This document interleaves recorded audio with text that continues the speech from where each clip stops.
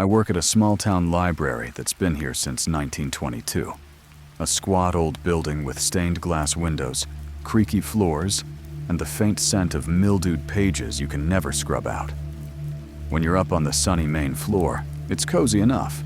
Students hunched over textbooks, little kids at story time, elderly regulars dozing over newspapers. But the basement, that's a different world entirely. When our usual night archivist went on medical leave, my manager asked if I'd fill in a few shifts. I needed the overtime, so I said yes. Easy work, she said. Sort some donation boxes, update the catalog, lock up at dawn. The first few nights, I kept the basement lights bright and the radio humming. But even so, the air down there always felt thick, damp, like breathing through an old sponge. When I left at sunrise, my clothes smelled like mold and something faintly sweet I couldn't place. Around the fifth night, it really started. It was nearly 2 a.m. I was kneeling on the cold concrete floor, cataloging a stack of decades-old local newspapers when I heard it. A soft, almost polite knock, 3 times, behind a row of towering metal shelves.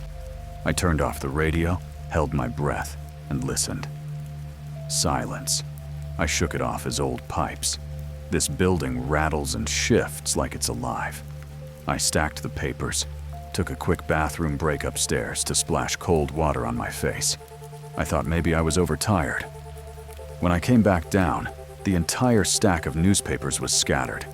Some pages looked like they'd been sliced clean down the middle. I stooped to gather them up when I felt something brush the back of my neck. Icy cold, like someone dragging a fingertip along my skin. I spun around so fast, I slipped on the loose pages. I caught myself against the nearest shelf, scraping my forearm raw. That's when I saw her. Between 2 rows, hunched, as if she'd been waiting. Pale face framed by long, stringy hair that clung to her skin like cobwebs. Her eyes were hollow and sunken, but they locked onto mine. I swear, she whispered, "Don't go." I blinked. She was gone, but the air felt thicker, the smell of rotting flowers clinging to the back of my throat. I grabbed my bag, bolted up the basement stairs 2 at a time, heart drumming so loud it echoed in my ears. At the top, I shoved a rickety cart in front of the heavy door, as if that could stop her if she really wanted out. I sat on the floor of the dark lobby until the sun peeked through the stained glass windows. When I told my manager the next morning, she didn't even flinch. She just said, "You saw her, huh?" Some say she hid down there during the war. Air raids, ration lines. Never made it out. She doesn't like being alone. I still work here. It's the only job that lets me pay rent and keep my bookshelf stocked. But now, I keep the basement lights bright. And if I have to go down there, I make sure I'm never alone for long. And every time I hear that soft knock on the shelves, I whisper back, "I'm not going." Story 2. When my company downsized last year, I went from a decent office job to scrubbing stale coffee mugs and emptying trash cans at midnight. It wasn't glamorous, but rent doesn't care about your pride. The building that paid the best was an old tower downtown, once a grand bank, now mostly rented out to law firms and random startups. I didn't mind the work until they put me on the 14th floor. A sleek, glassy law office with thick carpets that sucked up every sound like a grave. The first time I felt off was the elevator. It creaked and rattled up the shaft, stalling just long enough between floors to make my heart skip. When the doors finally yawned open, the hallway lights flickered on one by one. All was a beat too slow. My second week there, I found a mug on a partner's desk, still steaming.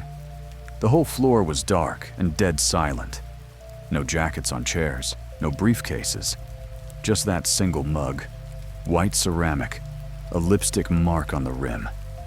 I wrapped it in paper towels and tossed it, pretending it hadn't made my skin crawl. A few nights later, I was vacuuming near the corner conference room, floor-to-ceiling windows staring out over the city. That's when I heard it. Clack, clack, clack. Heavy typing. Not a laptop's soft keys, but something old school.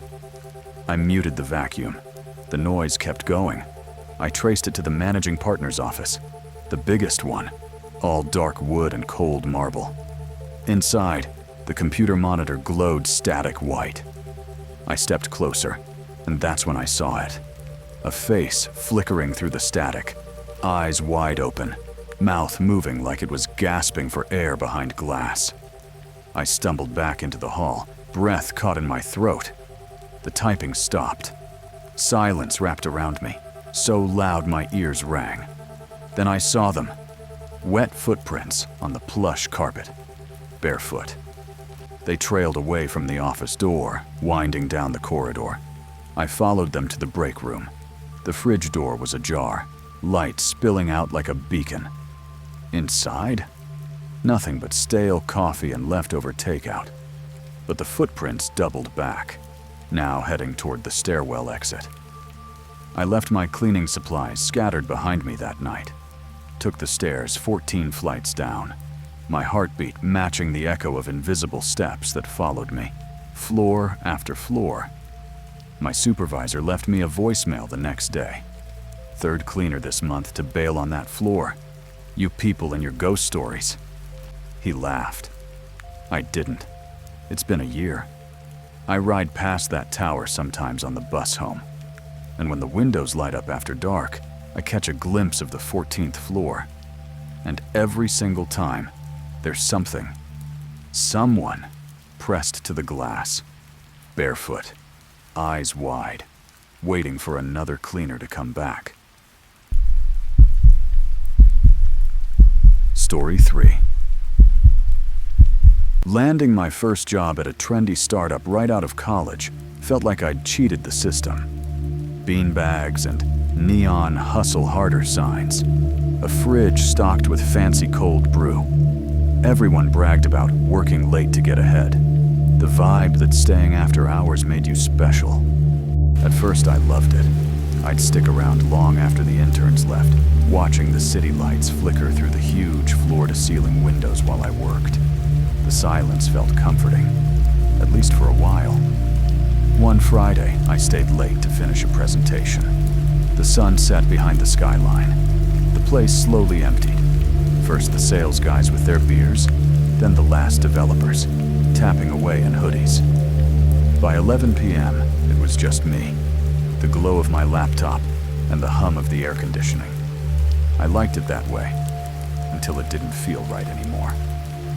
Around 12:30 I heard it, a cough, short, dry, unmistakably human, echoing off the glass partitions. I pulled my earbuds out so fast, they snapped back into my lap. "Hey," I called. Nothing. I stood up. My chair rolled backward and bumped the edge of my cubicle with a hollow thud.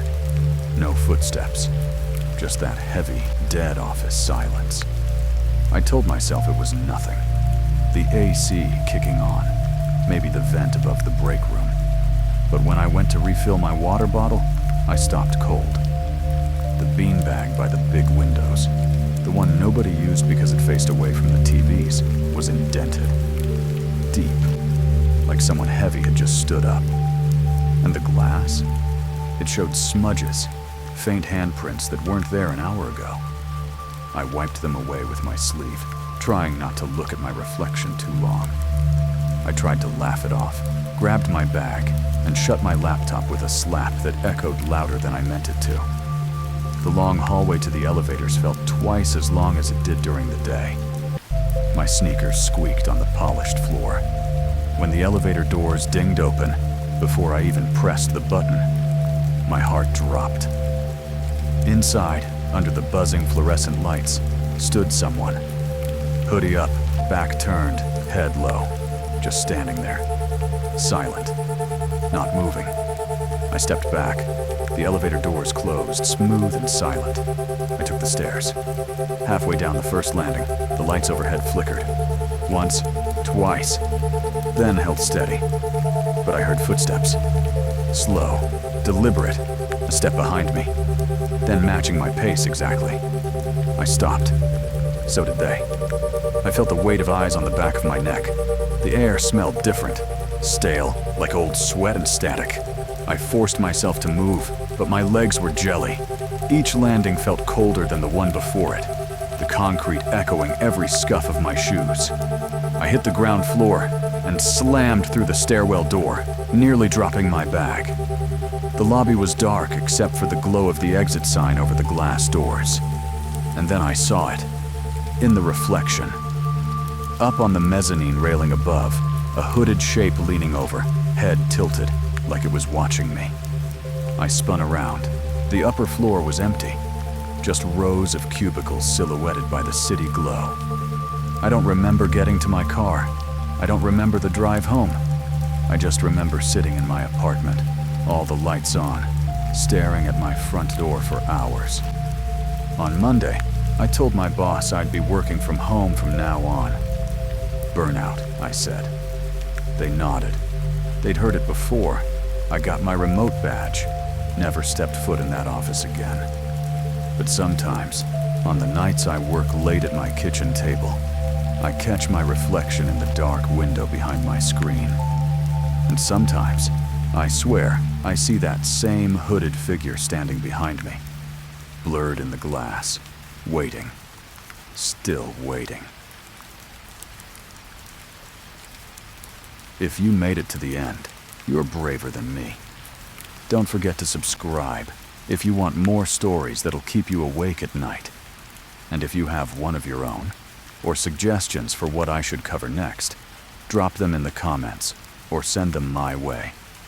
You know where to find me.